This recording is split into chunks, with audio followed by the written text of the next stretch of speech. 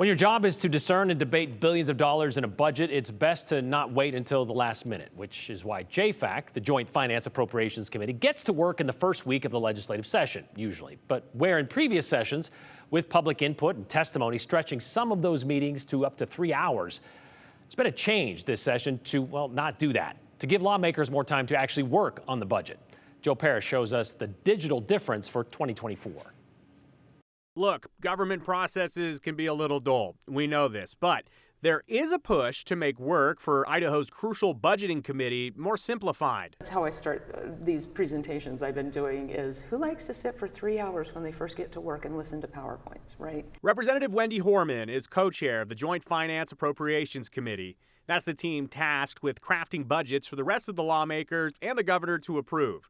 And those budgets now have a new, simplified process to go through. We're really excited about these changes. Chair Horman touched on the marathon 3-hour budget PowerPoint presentations that state agencies would present to JFAC, but in 2024, there's a new process. Agencies will still submit PowerPoints, but they won't present them.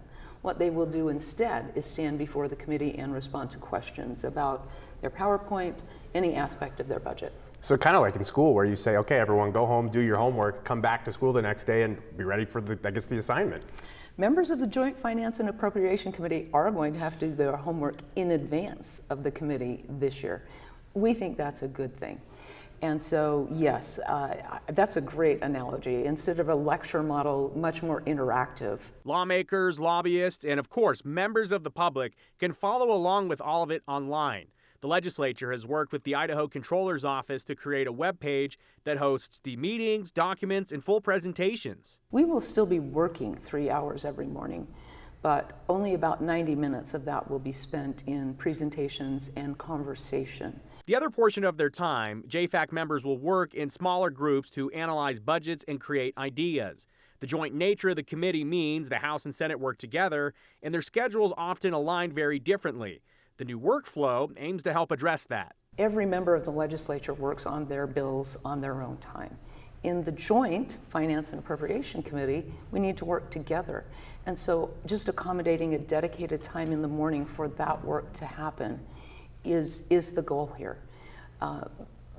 It's legislators and our analysts only. And every cent matters in budgeting, right? Just ask House Speaker Mike Moyle. Heck yeah, it matters. If you don't think so, look at what's going on in your daily life. Everything we do here matters in your life. Moyle sees the changes as a move in the right direction on several fronts. I think it's great changes. I support them wholeheartedly.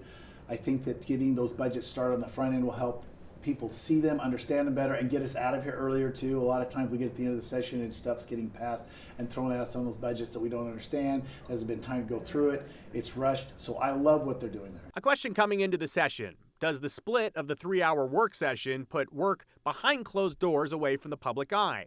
Lawmakers say no. In fact, they believe new JFAC processes are more transparent than before. One of the concerns with some of the press was that it was going to limit their stuff. I go, no, you're going to have more access now, and you're going to know the budgets better now, and you're not going to have to carry around a big book. It's all going to be more accessible. No voting in private.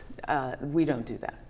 No, but there will be conversation about what each informal group should recommend to the full committee. And then the full committee will make the decision in public. So I'll tell you this, if you've never watched the Joint Finance and Appropriation Committee or even followed, or maybe you're not even familiar with the term, they do all the budgeting for the state of Idaho and all the budgets and all the things they go through. They used to be in these really thick binders, but Brian, as we highlighted in the story, everything's now going to be digital, and that's good for the people of Idaho who could access the actual data, but also the lawmakers who, instead of having to dig through an entire portfolio to find something, it's going to be a lot easier to do it digitally. I understand there was a question of the press, but there's still no concern about open meetings issues, like hearing what somebody says about a certain line item or whatever might be of interest to some people. Yeah, for sure, and there'll be people that maintain that opinion. I will say that lawmakers have told me as recently as today that the idea is to get the work done instead of having to sit there for 3 hours, listen, and then debate. All right. Thanks, Joe.